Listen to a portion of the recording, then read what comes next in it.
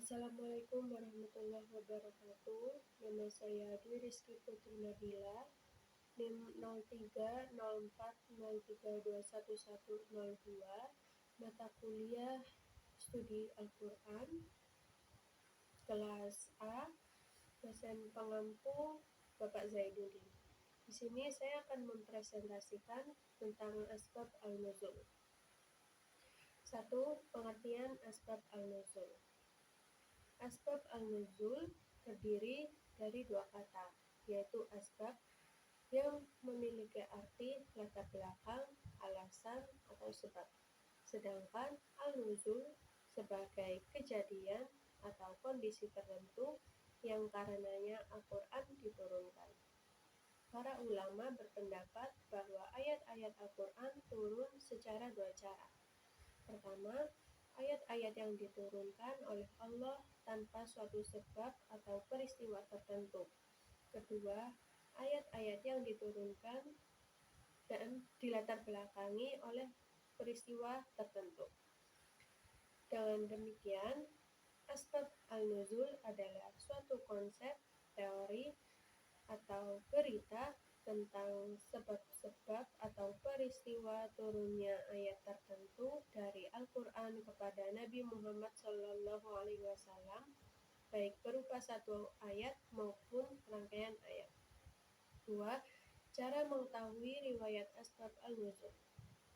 Asbab al-nuzul adalah peristiwa yang terjadi pada zaman Rasulullah SAW. Oleh karena itu, cara mengetahuinya adalah berdasarkan periwayatan yang benar dari orang-orang yang menyaksikan dan mendengarkan turunnya ayat Al-Quran. Asbab al-nuzul diketahui melalui riwayat yang disandarkan kepada Nabi Muhammad SAW. Riwayat yang dapat dipegang adalah riwayat yang memenuhi syarat-syarat tertentu sebagaimana ditetapkan oleh para ahli hadis. Secara khusus, riwayat asbab al-nuzul adalah riwayat yang bersumber dari orang-orang yang terlibat dan mengalami peristiwa yang diriwayatkan hadis yang turun. 3. Jenis-jenis riwayat asbab al-nuzul. Riwayat-riwayat asbab al-nuzul dapat digolongkan dalam dua kategori, yaitu riwayat-riwayat yang pasti dan tegas dan riwayat-riwayat yang tidak pasti. Riwayat pertama menunjukkan arti dengan tegas bahwa peristiwa yang diriwayatkan berkaitan erat dengan asbab al-nuzul. Sedangkan riwayat yang kedua tidak diceritakan dengan jelas bahwa peristiwa yang diriwayatkan berkaitan erat dengan asbab al-nuzul, tetapi hanya menjelaskan kemungkinan-kemungkinannya. 4. Redaksi dan makna ungkapan asbab al-nuzul. Ungkapan-ungkapan yang digunakan oleh para sahabat untuk menunjukkan sebab turunnya Al-Quran tidak selamanya sama.